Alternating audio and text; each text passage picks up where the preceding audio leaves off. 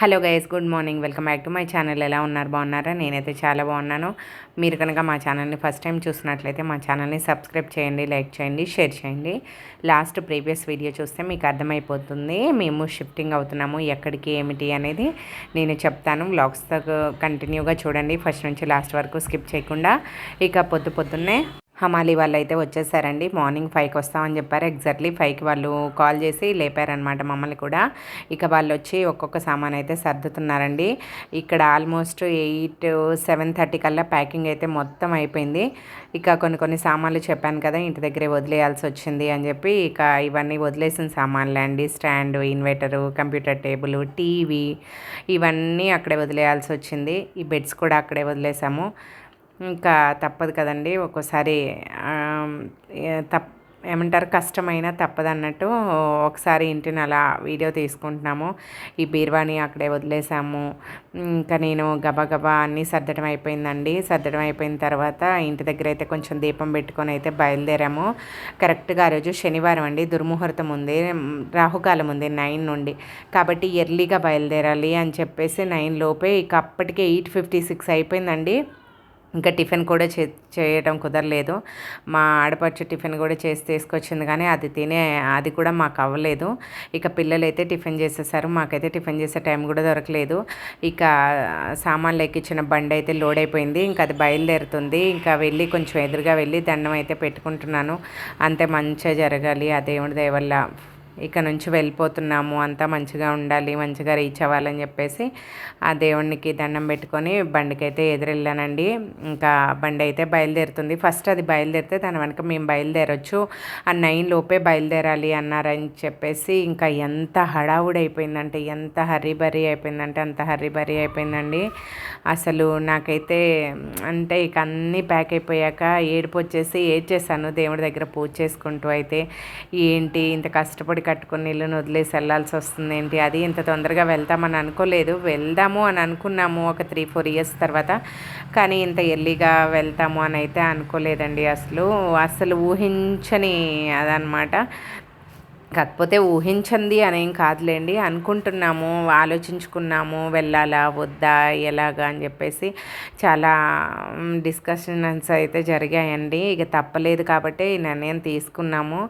ఇంకా మెయిన్ ఏంటంటే పిల్లల చదువుల కోసమే మూవ్ అవుతున్నామండి.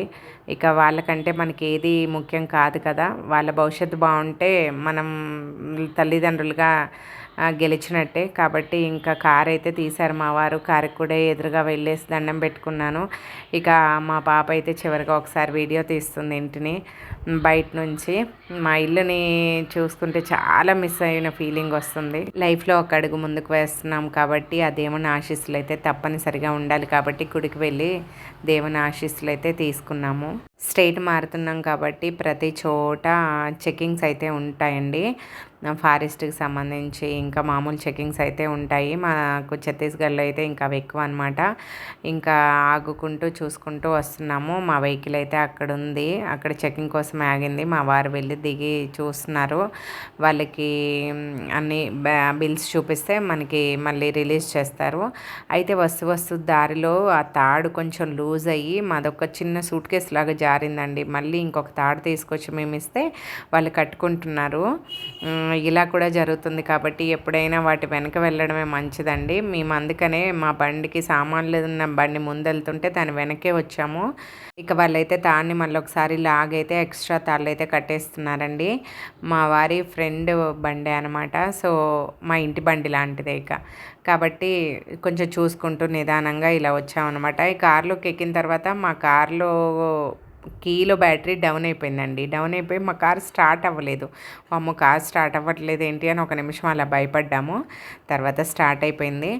ఇక భద్రాచలం వరకు అయితే రీచ్ అయిపోయామండి. మా బండి ముందు వెళ్తుంది, మేము వెనక వెళ్తున్నాం. ఇక దాన్ని ఫాలో చేసుకుంటూనే వెళ్ళాము అలాగ మేము. ఆ తర్వాత కారులో బ్యాటరీ వేయించడానికి మా వారైతే వెతుకుతున్నారు. ఆ బ్యాటరీ ఏమో దొరకట్లేదండి. అది కంపెనీ బ్యాటరీనే వేయాలట, అవేమో దొరకట్లేదు. దానికోసం మాకు చాలా టైం వేస్ట్ అయిపోయింది. ఇంచుమించు 1/2 అవర్ అక్కడ వెయిట్ చేయాల్సి వచ్చింది ఒక ఊర్లో అయితే. ఇక ఇక్కడ కూర్చున్నామండి. ఇంకా నా మనసులో ఏదో ఏదో ఏదో నడుస్తూ ఉంది. ఆలోచిస్తున్నాను ఆలోచనలు. ఎన్నో ఆలోచనలు ఆలోచించుకుంటూ ఏంటి అని చెప్పేసి ఒక రకమైన భయం, ఒక రకమైన ఎగ్జైట్మెంటు. మనకు అలవాటైన మన ఊరిని వదిలేసి వస్తున్నాము తెలియని చోటికి అంటే ఎలా ఉంటుంది చెప్పండి? ఎవరికైనా అదోలాగే ఉంటుంది. నాకు కూడా అలాగే ఉందండి. అసలు ఆ రోజు మార్నింగ్ నుంచి ఎలా అంటే అలా ఉందనమాట. ఇంకా తప్పదు కదా! ఇంకా లంచ్ టైం అయితే అయిపోయిందండి. ఆగి భోజనం అయితే చేసేసాము. పాల్వంచలో అన్నపూర్ణ మెస్‌లో చాలా బాగుంటుంది అక్కడ భోజనం. ఎవరైనా తినకపోతే అక్కడ తప్పకుండా తినండి. క్వాలిటీ, క్వాంటిటీ అన్నీ బాగుంటాయి. నీట్‌నెస్ కూడా ఉంటుంది. ఇక వెళ్తూ వెళ్తూ కాళ్ళు పట్టేసాయి. మా వారైతే టీ తాగుదామని చెప్పేసి దిగారనమాట వాళ్ళు. నేను కూడా అలా కొంచెం దిగి అటు ఇటు నడుస్తున్నామండి. రిలాక్స్ అవుతున్నాం. అప్పటికే చాలా లాంగ్ అయిపోయింది మా జర్నీ. ఆల్మోస్ట్ మేము మార్నింగ్ 9:30 అలా స్టార్ట్ అయితే 5 దాకా అయిపోయిందనమాట.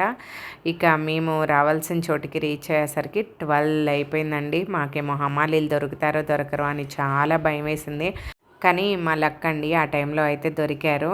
చక్కగా వాళ్ళందరూ వచ్చి ఒక నలుగురు ఐదుగురు ఉన్నారండి. వచ్చి చకా దించేసి టకా పెట్టేసి వెళ్ళిపోయారు.